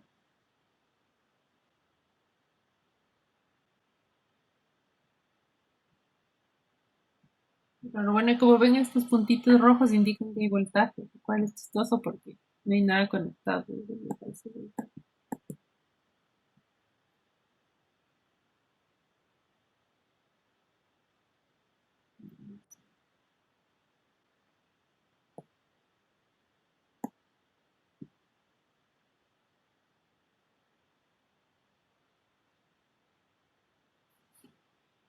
No entiendo por qué ustedes.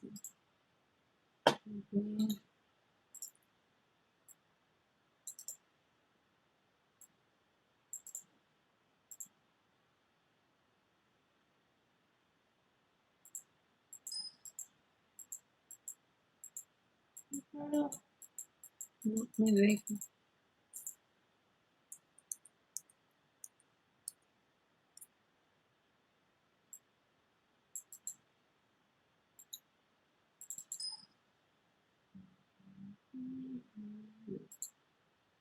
Por alguna razón no me deja simular esto. Está abierto el circuito, pero es como que le detectara aquí un reloj. Sí.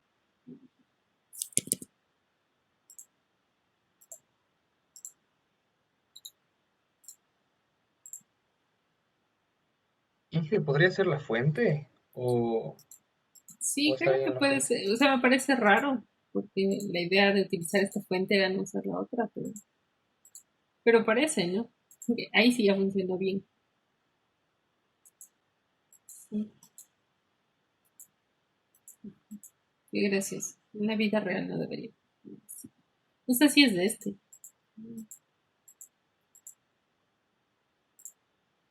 A ver.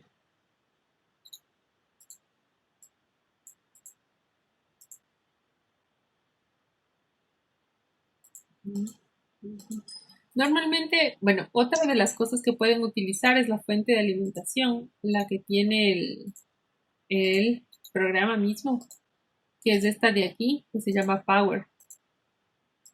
El detalle de esta es que es como que nunca falla esta fuente y puedo sacarle toda la corriente que quiera. Esa es la ventaja y desventaja.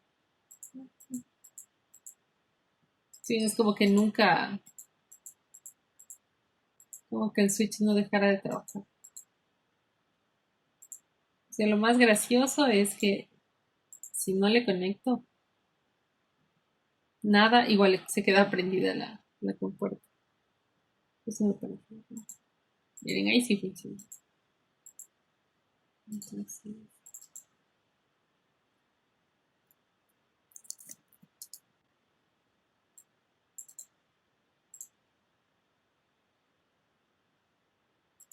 ¿no? El switch no se deja ni el push button se deja. Bueno, dejémosle ahí. En todo caso, la idea de esto era que pudiéramos simular y podríamos entender físicamente cuáles son los dispositivos que deberíamos conectar. Para simular una entrada, lo que yo tengo que hacer, y eso es algo que no vamos a poder simular normalmente, cuando lo vemos en vivo sí se nota, pero en la simulación no, es que a un dispositivo no le puedo dejar desconectada una entrada que esté utilizando. No puedo decir, si le pongo 5 voltios es uno lógico y si no le conecto nada es 0 lógico. No funciona así en la vida real. Todo dispositivo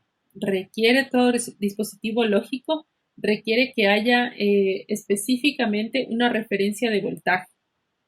Entonces, si yo le dejo colgada a este de aquí, de hecho, si le vieron, se quedó colgada. Si no le conecté nada, que sería este escenario, se queda en este estado gris. Este estado gris significa que no tiene una referencia de voltaje clara. Entonces, como puede ser, como no puede ser. Hemos hecho pruebas. Igual si yo cojo mi proto y acerco la manito y le empiezo a tocar a la compuerta, se induce a un voltaje y de pronto se prende. Así, porque no tiene una referencia clara. Entonces, en ese escenario es muy importante que yo tenga... Ya sé que es lo que me falta. Ya. Ahorita que les dije eso, ya todo tuvo sentido. Precisamente eso, no tiene una tierra. Ok, ahí es justo les acabo de decir y ya no me acuerdo qué pasa. Disculpa, se me estrena. Me sentí como una de ustedes. Ya, eso es lo que pasa.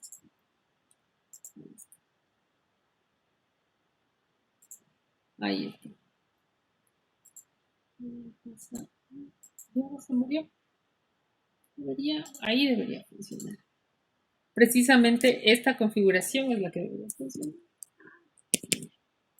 Era 5, ¿no? Veamos.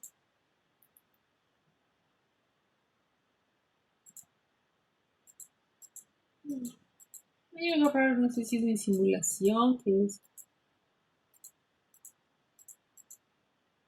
ponerle otra vez la fuente. Está quemado el LED, profe. Sí funciona, ya le probé mi. Bueno, ahorita porque es la simulación, ¿no? En la vida real no debería ser este paralelo porque le mato las cosas.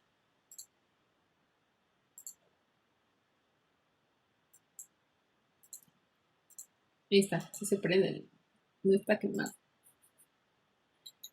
En la vida real nunca hay que poner cosas en paralelo así como acabé de hacer. Por ejemplo, si ven, cogí y le puse así y dije, bueno, el voltaje puede salir del uno o del otro. Jamás se hace eso. Nunca, nunca.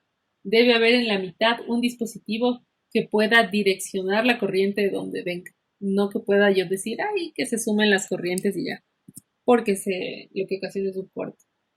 Nunca se hace eso. O un corto o la corriente empieza a moverse de una forma diferente. ¿Por qué no se deja así?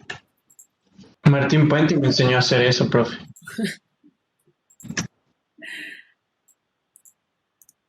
Ahí está.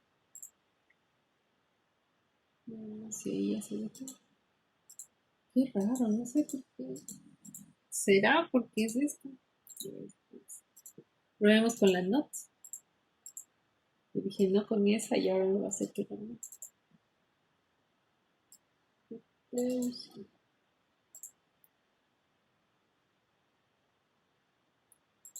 Ven. Más bien con la real no se dejó y con la otra sí se dejó. Ahí está. Ahí está. Ok. Ahora sí. Esa configuración sí está bien. A ver. Precisamente lo que justo les dije, no se puede dejar algo flotante y eso es lo que yo estaba haciendo, ¿no? Con la configuración anterior que yo estuve probando, si ustedes se fijaron, hice esto.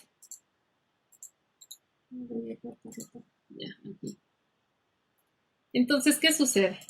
Llega un momento en que aquí, si este está abierto, se supondría que nada está conectado, ¿no es cierto? Este interruptor está abierto, entonces no fluye corriente a través de esta compuerta. pero si ven que aquí el programa me dice como que sí hay voltaje, porque no tiene una referencia. Este punto de aquí físicamente está abierto. Pues cualquier resistencia conectada a este es sin ninguna conexión en ningún lado. Entonces, cuando yo hago esto, no garantizo cuál es el voltaje que va a llegar a mi compuerta o a mi dispositivo. Puede ser, queda un poco a lo que sucede en el ambiente. Por eso yo debo garantizar dos estados. Esos dos estados son o una conexión a VCC o una conexión a tierra. Y ahí, en cambio, ya garantizo eso. ¿Cómo? Este circuito justo ahorita está abierto, ¿no es cierto? Este interruptor está abierto. No circula corriente. ¿Pero qué es lo que ve la entrada? Como no hay una diferencia de voltaje en esta resistencia de 5 kiloohmios, prácticamente es como un cablecito y lo que ve es esta conexión a tierra de acá. El momento que yo cierro, empieza a circular una corriente y la diferencia de voltaje en esta resistencia son los 5 voltios porque es el único dispositivo y por eso acá ya ve 5 voltios y puede interpretar bien la información. Entonces abro, ve tierra, cierro, ve 5 voltios y garantizo eso. Pero si le dejo flotante como hace un momento,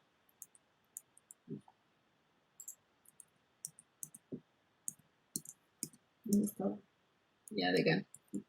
Sí, si le dejo como hace un momento que le conecté directamente la resistencia a la entrada, el problema de eso es que no sabe qué tiene a la entrada, está flotando esa información. Entonces siempre debo garantizar que el dispositivo entienda o tierra o VCC, como en este escenario.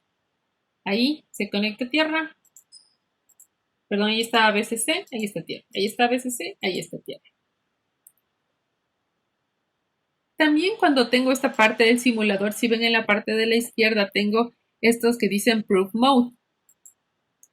Esta es una forma de medir un voltaje. Entonces le puedo poner uno aquí, por ejemplo, y voy a ponerle otro acá y otro acá. Sí. Ahí se deja ver. Y le simulo. Bien. Entonces, no sé si alcanzan a ver. Tal vez no. Ok, pero está abierto esto, ¿no es cierto? Entonces no circula corriente y el voltaje que ve este dispositivo me dice que 0.0000 voltios. ¿Qué es lo que ve acá a la salida? 4.5 voltios. La corriente es suficiente y por eso se prende el LED y en el LED veo 2.22 voltios. Le voy a cambiar de estado. Ahora aquí ve 5 voltios, acá dice 0, 0 y no se prende el LED. Ese es el comportamiento que esperaría. Veamos si cambia, ¿no? Digamos que yo no tenía de 330 y le pongo de 300. Veamos si es que se puede ver en el simulador. Normalmente esto hacíamos en vivo porque podíamos medir cosas. Veamos si esto cambia. Miren, el simulador no me da problemas. Así. Veamos si le cambio esta resistencia a un K.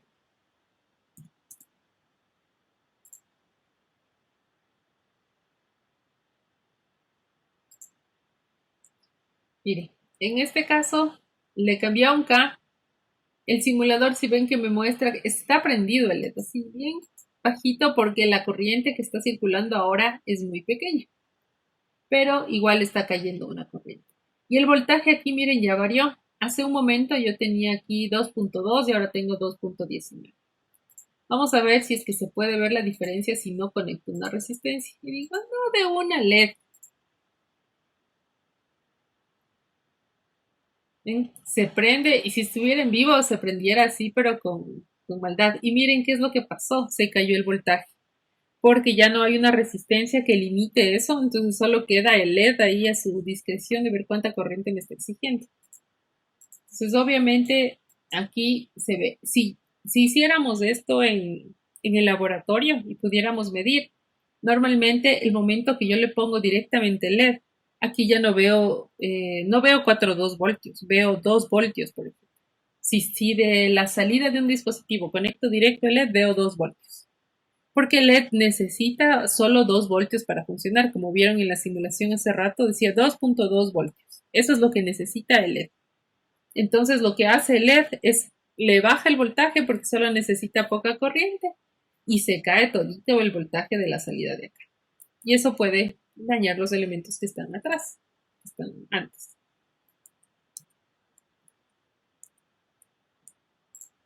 Entonces, miren, aquí estaba 2.2 voltios. Es más o menos el voltaje que cae en el LED para que se prenda bien. Entonces, un voltaje de 2.2 voltios y una corriente de 15 miliamperios, más o menos, lo que podríamos observar. Igual también pueden medir la corriente según esto.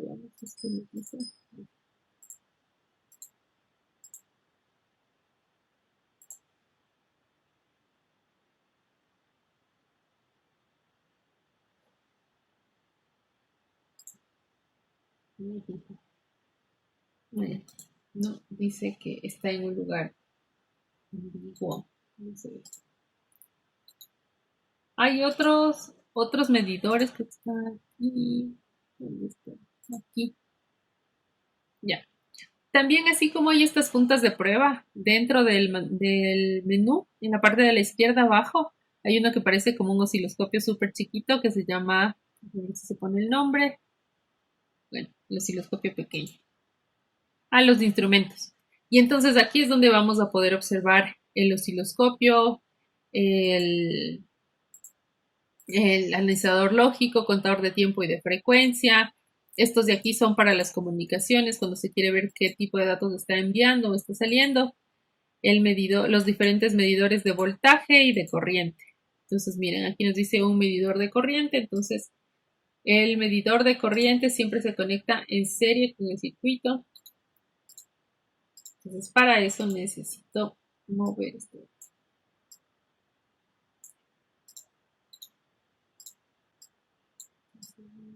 Corriente siempre se mide en serie. Funcionan bastante bien los medidores de Proteus.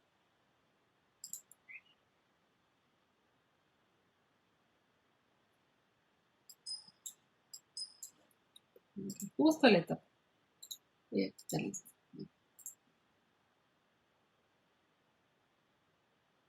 Ok. Bueno. Entonces seguramente está en amperios. Claro, yo quiero medir miliamperios. Entonces por eso no se veía en cero. No estaba dentro de la precisión del instrumento. Entonces miren, aquí me dice que según esto circulan 8 miliamperios.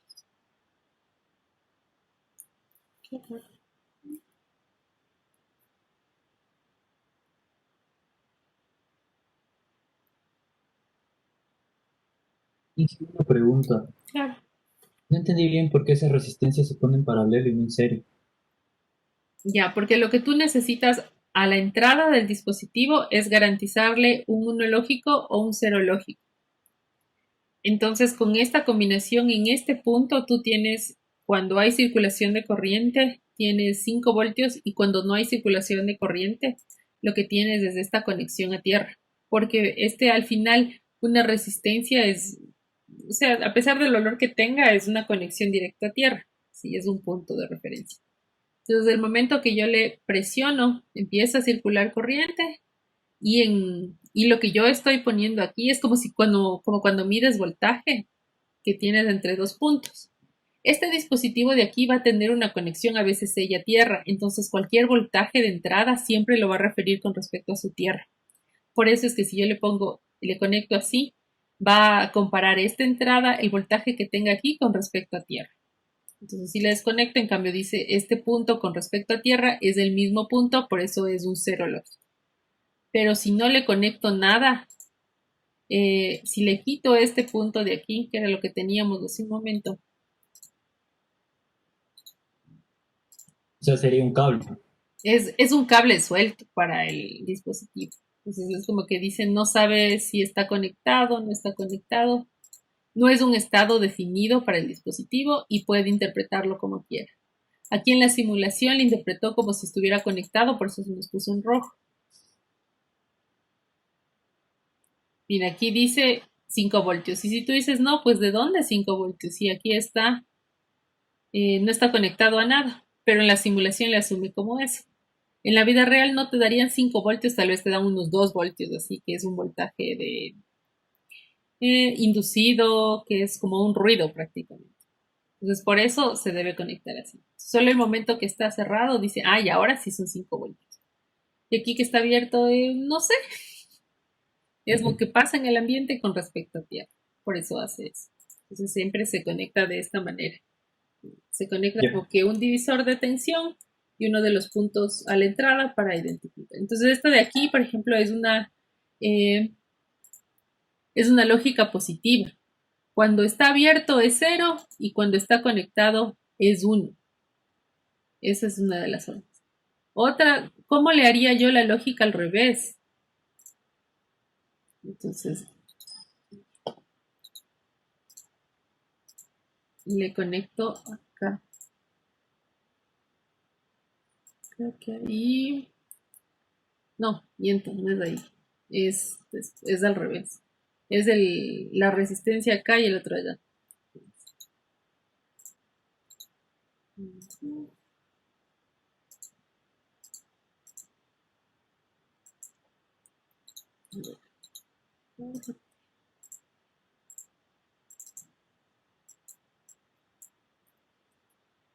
Y el switch.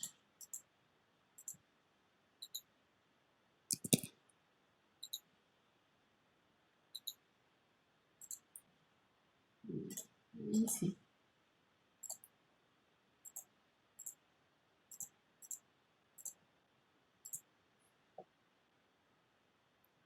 Entonces ahí la lógica es al revés, mira, porque está abierto el switch, pero pasa el voltaje, ¿no es cierto? Entonces le llega el voltaje, como no está cerrado el circuito, esta resistencia no existe, no hay realmente paso de corriente, pero el voltaje sí llega, por eso le veo acá. Y el momento que le cierro, en cambio, le estoy conectando directamente a tierra.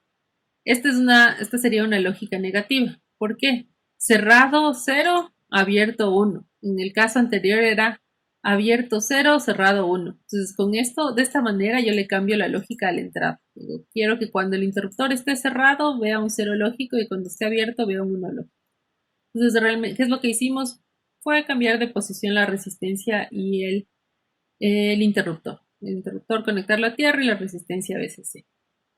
Entonces se puede simular con esta fuente de alimentación o también con esta de aquí. Para las simulaciones no hay problema que utilicemos el que dice power. Pero como les digo, este de aquí es como que no sabemos qué características tiene. Funciona maravillosamente y nos da toda la corriente que uno quiere. Entonces igual funciona. Sí. Okay, entonces con eso hemos visto un poco cómo funciona el simulador. Igual iremos conectando más y más cosas para probar algunas de estas. Claro, el semestre anterior sí alcanzamos a hacer unas creo, 3 prácticas en el laboratorio. Dos al menos. Y ahí sí ya fue el simulador, esta vez ya no pudimos. Entonces hay cosas que no se pueden medir, que el simulador medio que te orienta, por ejemplo, en estos problemas que podrías tener, pero no nos dice exactamente qué pasa, ¿no? Entonces no nos da la respuesta que nos daría la vida real. Pero sí resuelve muy bien los problemas, ¿no? Entonces, ok. Listo, chicos, eso sería todo por hoy. Y aquí tenemos clases del martes. Sí. Entonces ya nos vemos el martes. Revisen, el martes haremos algunos ejercicios, que sería su primer taller de conversión de números, creo yo. Para que tengan ya una nota por ahí y les vaya bien. ¿Ok? ¿Alguna pregunta?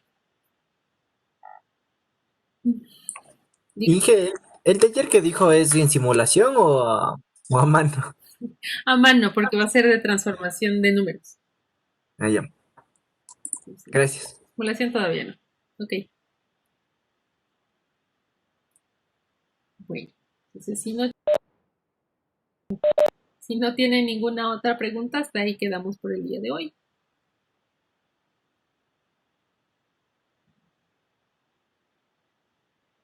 Muchas gracias, Inge. Hasta luego. Listo, Inge, gracias. Inge.